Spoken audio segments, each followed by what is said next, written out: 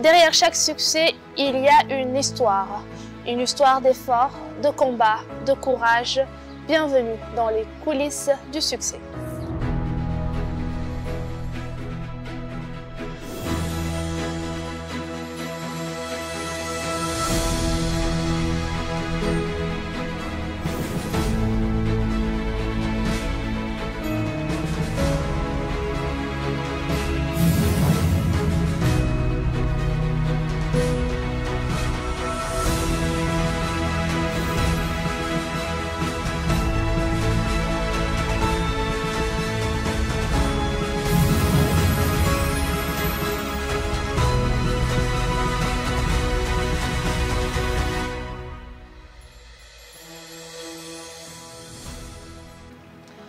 Mesdames et messieurs, bonsoir et bienvenue dans les coulisses du succès. Nous sommes très heureux de vous retrouver ce soir pour un nouveau rendez-vous placé sous le signe de l'inspiration et du courage. Nous sommes très heureux de recevoir ce soir une femme dont j'admire profondément, une femme engagée, sincère, proche du peuple et porte en elle une voix rare, une voix qui bouscule, qui éclaire et rassemble. Ce soir, elle a accepté de se livrer à cœurs ouverts. Bienvenue à tous, mais surtout bienvenue à Amina Habib. Amina Habib, bonsoir. Alors, avant de commencer de discuter de vos combats, de tout ce qui s'est passé durant votre parcours, nous allons débuter à l'enfance. Pouvez-vous nous décrire le quartier ou le village de votre enfance? Quelle image vous vient en premier à l'esprit? En fait, moi, je n'ai pas vécu mon enfance ici. Donc, je l'ai vécu entre les deux Congos en Afrique centrale où mon père travaillait. Et des images de mon enfance, je ne sais pas, j'en ai beaucoup. Après, je ne sais pas lequel je vais prendre. Mais je sais quand même que celle qui me revient le plus, c'est quand j'étais petite, j'avais 4 ans. Il y a mon père qui était parti dans une autre ville. Parce que comme c'était un commerçant, chaque 2 ans, il changeait de ville pour chercher, trouver un peu mieux et marchander. Et donc, à un moment, il était parti de la maison, il avait changé de ville et c'est nous qui partions là-bas un peu avec la maman et puis on revenait. Et je pense qu'il avait fait 2 ans, il n'était pas rentré. Et quand j'ai eu 4 ans, je me rappelle de ce jour-là. Jusqu'à présent, je me rappelle du jour où il est venu, comment il venait avec sa valise marron, comment j'ai couru vers lui pour sauter vers lui. Ça, c'est l'une des images marquantes de mon enfance. Vous étiez nostalgique, il vous manquait à ce point? Oui, je pense qu'il me manquait beaucoup. J'étais très, très rattachée. J'étais la seule fille de mon père. J'ai des frères, alhamdoulilah. J'étais très attachée à mon père. Et donc, cette image-là, elle est restée dans ma tête. C'est comme si, à chaque fois, j'ai toujours l'impression que je suis cet enfant de 4 ans qui revoit son père qui revient à la maison. Alors, votre cursus scolaire, comment a été? Mon cursus scolaire, il est donc une partie, je l'ai fait au Congo et une deuxième partie, je l'ai fait ici à Nouakchott. Et ici à Nouakchott, j'ai repris à partir de... Donc j'avais un BTS quand je suis arrivée ici. J'ai repris à partir de ma licence. Donc j'ai fait ici à Easy Communique. Ensuite j'ai fait mon master 1 et 2, toujours aussi ici à Nouakchott. Vous êtes rentrée un peu âgée? Oui, oui, oui. Ah, oui. Oui, oui, oui, absolument, absolument. Et donc j'ai fait mon master 1 et 2 aussi ici à Nouakchott.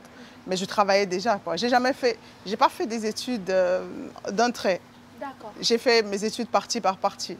D'accord. Donc voilà. Y avait-il une personne dans votre famille ou votre entourage qui vous inspirait particulièrement lors de votre enfance? Moi, je pense que ma mère, elle m'a toujours inspirée. Allah yarham, Inch'Allah. Elle m'a toujours inspirée, en fait, parce que c'était une femme très courageuse qui s'est beaucoup battue. C'est vrai que lorsque vous êtes une femme avec des enfants et que votre mari, c'est un entrepreneur, un commerçant, il est toujours à la recherche de quelque chose. Donc généralement, vous êtes à la maison, vous gardez les enfants, mais vous ne gardez pas que les enfants, vous devenez cette responsable et vous devenez même un appui pour votre mari. Parce que vous savez, les entrepreneurs, c'est des cycles... Pas tout le temps, comment on appelle ça, c'est pas des cycles linéaires, il y a des moments où tout va bien, il y a des moments où ça va pas, et elle était vraiment un appui pour mon père, donc je pense que elle m'a beaucoup influencée, oui. Donc, quelle était la chose que vous rêviez de faire étant enfant, dès le bas âge? Qu'est-ce que voulait être Amina à l'enfance? Qu'est-ce qu'elle voulait être? Comme métier Oui, comme métier. Quand j'étais enfant, je voulais être médecin. Mais Médecin. après, Ça a changé. Vous disiez tout à l'heure que vous n'avez pas respecté Non. le cursus. Non, je n'ai pas respecté mon cursus. Ouais, par là, donc jusqu'à finir parce qu'il y avait beaucoup de contraintes sociales, tout ça. Donc, bon, je ne l'ai pas fait. Mais cela n'empêche, vous êtes resté quand même égal à vous-même. Mais oui, absolument, absolument. Moi, l'éducation, ça a toujours été très important pour moi. Jusqu'à ce que même là, actuellement, j'étudie encore. Donc, pour dire que oui, pour moi, l'éducation, ça compte. Vous souvenez-vous d'un moment où vous avez vraiment vécu l'injustice en étant enfant, très jeune? Moi, l'injustice, je ne l'ai pas vécue en étant enfant parce que j'étais très protégée. Donc, j'étais dans un milieu où, alhamdoulilah, il y avait ma mère, il y avait mon père. J'avais des frères. J'étais un enfant assez protégé, comme j'étais la seule fille. Mais c'est quand j'ai grandi, quand je suis arrivée à Nouakchott, que oui, j'ai vécu une injustice. Oui, beaucoup d'injustices. Beaucoup. Ouais, c'est ici que j'ai... Ouais. C'est ici que vous êtes forgée? Oui, c'est à Nouakchott que je me suis forgée parce qu'avant d'arriver ici, j'étais vraiment un enfant sans problème, une jeune fille sans problème. J'étais sportive, je faisais mes études, j'avais un petit boulot. J'étais vraiment très éveillée, très jeune. Et donc, on m'encourageait dans tout. Il y avait vraiment pas de souci, quoi. D'où venait cette injustice dont vous parlez? Bon, c'est des choses assez personnelles, mais beaucoup dans la société. Et ouais, il y a beaucoup de rejets, beaucoup d'injustices dans beaucoup de choses, beaucoup de... Surtout que vous étiez nouvelle, la culture a changé. Voilà, j'ai changé de culture et c'était difficile de me faire accepter en tant que jeune fille parce que je ne me reconnaissais pas dans cette nouvelle culture et personne ne voulait me donner ma place, quoi. Et je me sentais jamais bien parce que je n'étais pas acceptée tout simplement. Non. Quel a été le déclic qui vous a fait choisir le chemin de l'engagement? C'est justement à cause de toutes ces injustices que j'ai vécues. J'ai vécu tellement d'injustices, tellement d'histoires, tellement de choses qu'après je me suis dit, ok, si, le vécu que j'ai ne doit pas m'affaiblir, ça doit me pousser à ressortir le meilleur de moi-même. Et c'est là où j'ai pris le chemin de l'engagement vers les autres. Bon, après, je sais que c'est quelque chose qui n'est pas très facile, mais voilà, c'est une décision personnelle.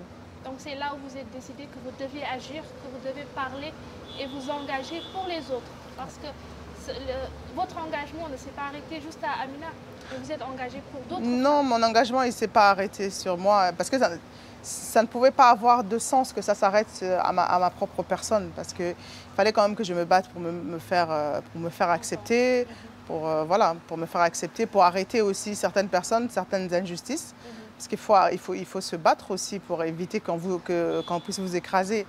Donc il y a tout ça qui fait que voilà. Mais après, quand j'ai fini de faire ce travail-là, bon, il continue, mais quand j'ai fini le gros de ce travail-là, où je me suis dit que je ne vais pas me laisser faire, personne ne va m'écraser, voilà, je m'impose, vous m'acceptez pas, je suis celle que je suis, vous me prenez comme je suis. J'ai dit, voilà, il y a d'autres personnes autour de moi, d'autres jeunes femmes qui souffrent aussi de ce dont moi j'ai souffert, et même plus, parce qu'avec le temps, je découvre tous les jours qu'il y a des jeunes femmes, il y a même des jeunes garçons qui sont dans des conditions atroces. Donc après, j'ai pris ce chemin-là. Quel a été le combat ou la situation qui vous a le plus bouleversé à ce moment-là? Dans les années où je vivais... Non, où vous avez vécu vraiment l'injustice, où vous avez débuté votre engagement, où vous avez décidé de parler, de ne pas accepter une situation bouleversante qui vous a vraiment marqué, dont vous vous en souvenez, ça vous a forgé de plus? Je pense qu'il y a tellement de choses. Il y a tellement de choses que je ne peux pas forcément me rappeler. Mais je sais quand même que j'ai eu un déclic il y a 4 ans. Je vivais une situation assez compliquée professionnellement et donc il fallait que je prenne une décision. Et je pense que c'est à partir de ce moment-là que j'ai eu le déclic. Avant d'être entrepreneuse, vous travaillez? Oui, je travaillais, mais j'ai toujours eu une activité commerciale. Ça ne date pas d'aujourd'hui. Depuis très très jeune, j'ai toujours eu une activité commerciale et voilà. Donc. D'accord. Donc Amina, si vous deviez raconter un seul moment de votre vie, un moment précis où vous êtes senti vraiment brisée, impuissante ou abandonnée, ce moment qui a tout changé en vous, qui vous a poussé à vous relever autrement. Lequel serait-ce? Il y a 4 ans. Il y a 4 ans toujours. Oui, quand j'ai pris une décision dans ma vie professionnelle. Et c'est une décision qui était réfléchie depuis très très longtemps. Je réfléchissais pendant 3 ans, je réfléchissais à la décision que je devais prendre. Mais et je me disais que si je prends cette décision, voilà, je vais être libérée, ça va être bien, je vais être plus tranquille. Mais ça a été complètement le contraire en fait. Ouais, ouais, je me suis réveillée un matin et j'ai vu qu'autour de moi en fait, j'étais entourée de beaucoup d'hypocrisie, beaucoup de non-dits, beaucoup de problèmes, beaucoup de choses cachées. J'ai découvert des visages, en fait, beaucoup de masques sont tombés autour de moi. J'ai découvert énormément de choses. Moi, j'ai toujours été, avant ça, j'étais une personne très très naïve. Je faisais très confiance. Voilà, je croyais en l'autre, en fait, au sourire, aux relations humaines et tout. Mais depuis cette phase-là, non. Je me rappelle la première vidéo la première vidéo que j'ai visualisée. Vous parliez de ça, de faire attention aux collègues. Ouais. Je me rappelle, c'était la première vidéo dont moi j'ai visualisé. Et donc, où moi, dans ces moments, j'ai vécu une situation comme ça. Moi, ça m'a brisé en fait de savoir que voilà, j'ai passé ma vie dans le mensonge. Ouais, je fais confiance, j'ai beaucoup souri avec des gens et tout. Et il a suffi qu'il puisse m'arriver quelque chose de pas très grave. Et j'étais comme j'étais comme un morceau de viande avec des lions autour, quoi, des gens qui voulaient chacun voulait me déchiqueter, voilà, chacun voulait prendre ma part, chacun voulait me détruire en fait. J'ai vu ça, j'ai vu des gens qui venaient chez moi, qui étaient mes amis, on mangeait ensemble, des gens que j'ai aidés et qui me montraient un visage que je n'oublierai jamais. Et ça, je pense que c'est des choses qui brisent aussi une personne. Mais bon, après moi, ça m'a fait mal pendant 1 an, 2 ans. J'ai même écrit un livre, mon premier livre, parce que j'étais dans la douleur, j'ai vécu la trahison, mais au fond, en fait. Et donc, j'ai même écrit un livre, le livre que j'ai écrit, c'était une thérapie pour moi, en fait, parce que j'avais subi une trahison terrible de la part des gens que je croyais être des proches, des proches à moi. Et voilà, donc chacun se soigne comme il peut. Comme il peut. Oui. Donc, dans ces moments, qu'est-ce qui vous a aidé à tenir? Tout à l'heure, vous avez parlé de alhamdoulilah, j'ai eu mes enfants. J'ai ma fille aînée qui est alhamdoulilah, c'est une grande fille maintenant. Il y a 4 ans, elle sortait à peine de l'adolescence. C'est elle qui m'a... Quand elle a senti que ça me perturbait, que je ne comprenais pas. Parce que tous les jours, j'apprenais une nouvelle chose que quelqu'un avait fait ou avait dit pour m'enfoncer. Voilà, c'est ça en fait. Moi, j'étais en train de chercher à m'en sortir, mais je sentais qu'il y avait des gens qui étaient en haut qui cherchaient à m'enfoncer un peu plus. Donc elle me dit, écoute maman, tu sais, de toutes les façons, l'être humain, il est comme ça, il y a des trahisons, il y en aura toujours. Donc fais comme si de rien n'était. Vis ta vie, de toutes les façons, tu te reproches de rien. Tu as fait ce que tu as fait. Et puis voilà, après les épreuves, c'est ça. C'est fait pour te montrer qui sont réellement les personnes qui sont avec toi. Et moi, j'ai très mal vécu parce que j'étais très entourée et puis je me suis retrouvée aujourd'hui. Aujourd'hui, je le dis clairement, je n'ai pas beaucoup de monde dans mon entourage. J'ai perdu énormément de personnes que je croyais qui étaient mes amis, qui étaient mes proches. Ouais, c'est terrible. Mais c'est pour un bien-être? Oui, c'est pour un bien, parce qu'après un moment, il faut savoir se choisir. Moi, pendant des années, j'ai toujours fait passer les intérêts des autres devant moi. Mais si tu veux guérir les autres, il faut que tu sois toi-même bien, il faut que tu te guérisses toi-même. Donc comment pouvais-je faire du bien autour de moi si moi-même j'étais mal entourée, si moi-même j'étais entourée de mauvaise énergie. Donc la seule chose qu'il fallait faire, c'était de se séparer à contre-cœur de tout ce monde-là, un par un, et pour pouvoir me retrouver. Et maintenant, je me suis retrouvée et je peux être disponible pour faire d'autres choses pour d'autres personnes. Vous êtes guérie vous-même? Oui, parce que je me suis guérie moi, mais je suis guérie moi-même, alhamdoulilah. Avez-vous déjà pensé à tout arrêter?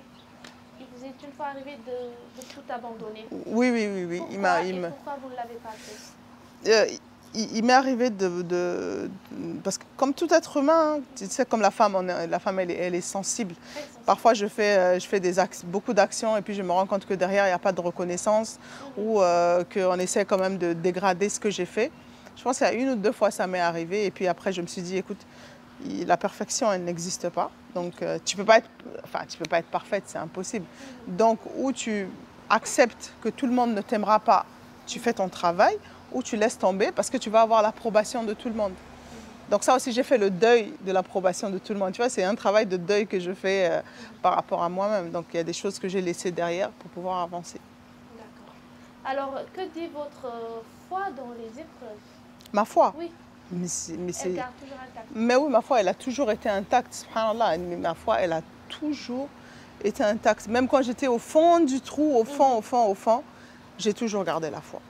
Même quand ça a été dans la maladie de mes parents, dans des problèmes financiers, dans des problèmes sociaux, dans des guerres avec des gens, dans je ne sais quoi. Non, mais ma foi, elle a toujours été intacte. Je pense que c'est l'une des choses aussi qui me donne qui me permet de rester assez sereine. Parce qu'il m'est arrivé des choses, alhamdoulilah, il m'est arrivé des choses. S'il n'y avait pas eu la foi... Non, si je n'avais pas eu la foi, alhamdoulilah, l'islam ou l'iman, s'il n'y avait pas ça, non, c'est difficile de tenir.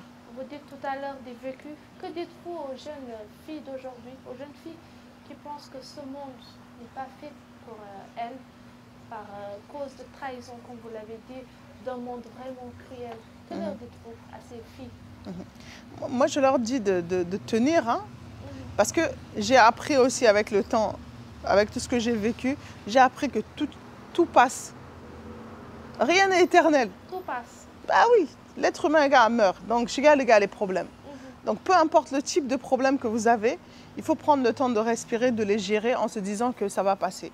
Alors, aujourd'hui, il m'arrive des cas avec des conflits avec certaines personnes que je ne connais pas ou que je ne maîtrise pas, qui se mettent en conflit avec moi, qui se mettent à me planter des couteaux dans le dos. C'est une sorte d'injustice aussi que je vis. Mais après, qu'est-ce que je dis face à ça? Surtout, il y a des gens contre lesquels je ne peux pas me battre. C'est vrai. Vous savez, il y a des gens contre lesquels vous ne pouvez pas vous battre. C'est-à-dire qu'il y a des gens qui travaillent derrière vous pour vous casser. Mais la seule chose que vous pouvez faire, c'est quoi? C'est se dire, OK, voilà, c'est d'ignorer et de vous dire que ça va passer. Parce qu'il n'y a pas quelque chose qui ne finit pas. Dans le sens où la personne, elle va vous chercher pendant 1 an, 2 ans, 3 ans. Mais à un moment, il faudrait qu'elle passe à autre chose. Donc... Aujourd'hui, qu'est-ce qui rend le plus fière à Amina? Qu'est-ce qui vous rend fière aujourd'hui?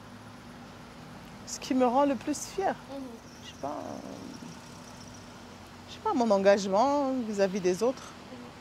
Mon engagement vis-à-vis des autres. Le fait que j'ai aussi pu sortir pas mal de personnes qui me détruisaient, de les avoir éloignées de ma vie, oui, ça me rend un peu plus forte parce que c'est des choses que je ne pouvais pas imaginer faire. Et le fait d'être une maman aussi, c'est grâce à votre fille qui vous a donné le déclic. Ouais. Le fait d'être une maman, oui, ça change. L'entrepreneuriat, Amina, on en parle? Oui. Pour une femme, très dur apparemment. Très, très dur. Vous nous expliquez un peu votre parcours dans l'entrepreneuriat? Mon parcours dans l'entrepreneuriat. Mon parcours dans l'entrepreneuriat, il est devenu plus dur quand je me suis consacrée à 100%.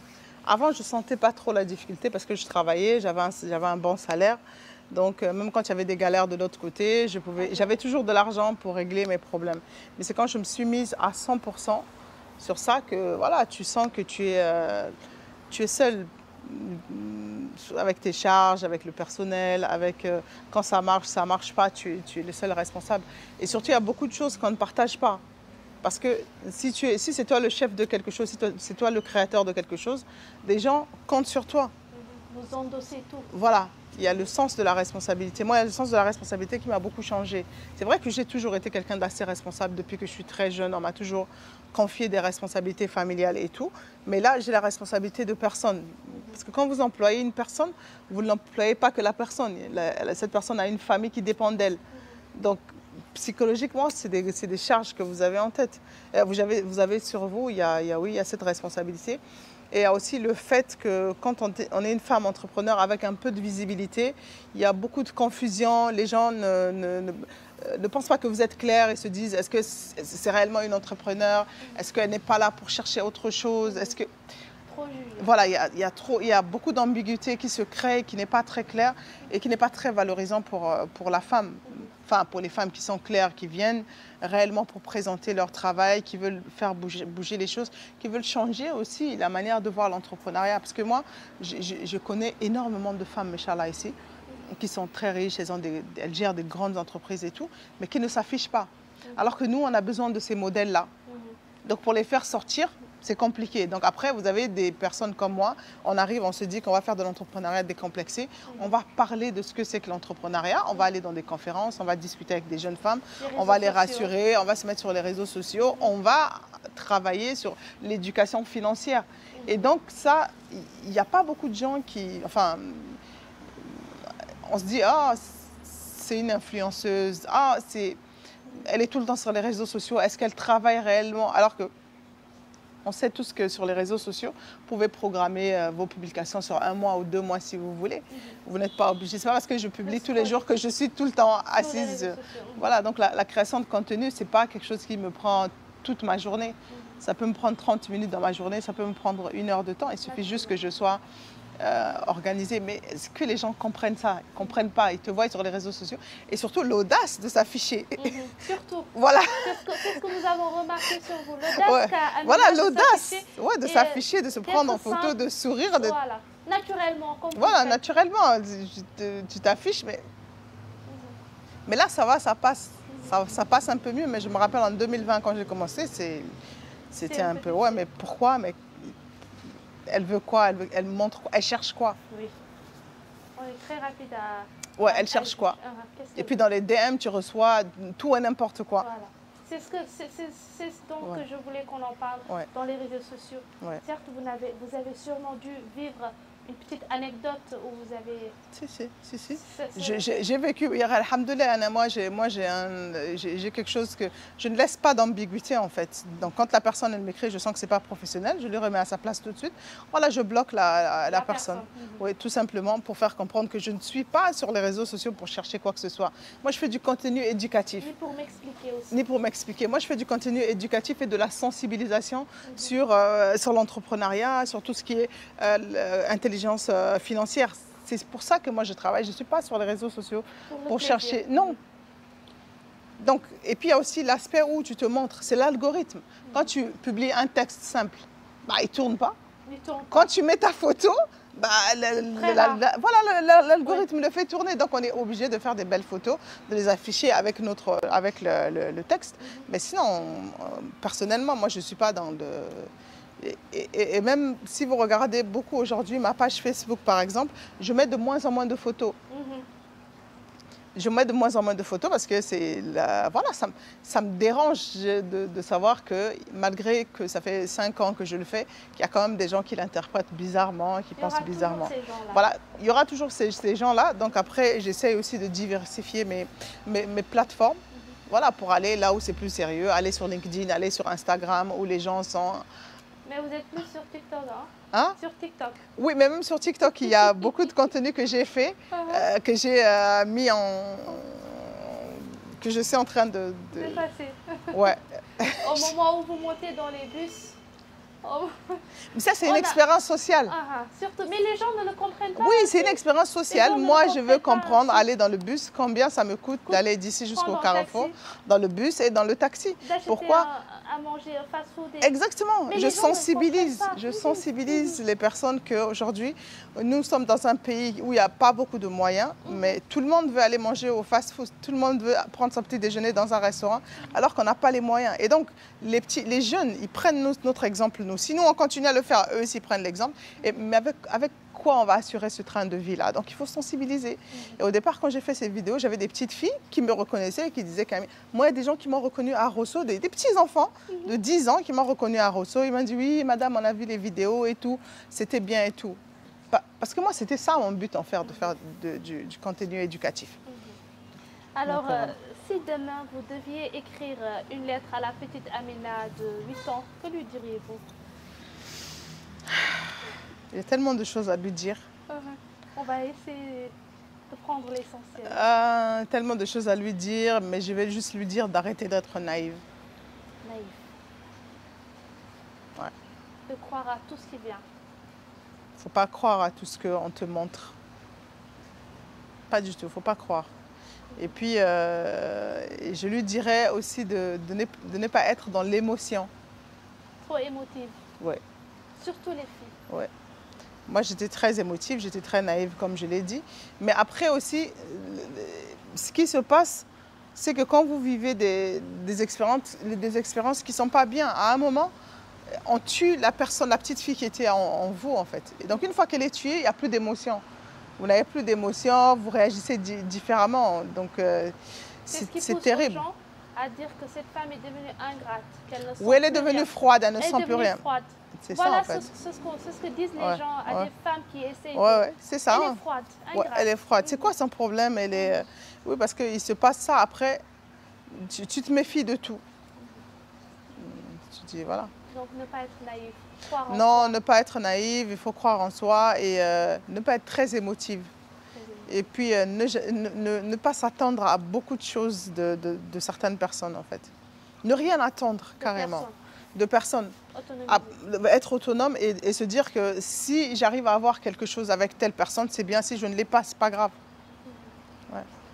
Ne pas en vouloir aux gens s'ils ne font pas ce que tu veux.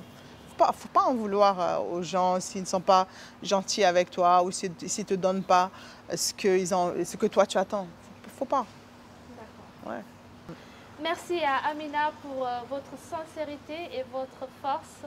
Votre témoignage surtout nous rappelle que le succès ne se mesure pas en titre, mais en lutte menée et en cœur touché. Merci à vous, merci à Amina, merci d'avoir accepté notre invitation. Merci à Arena Hotel pour ce beau décor. Merci à vous, chers téléspectateurs, de nous avoir suivis. À très bientôt pour un nouveau voyage dans les coulisses du succès.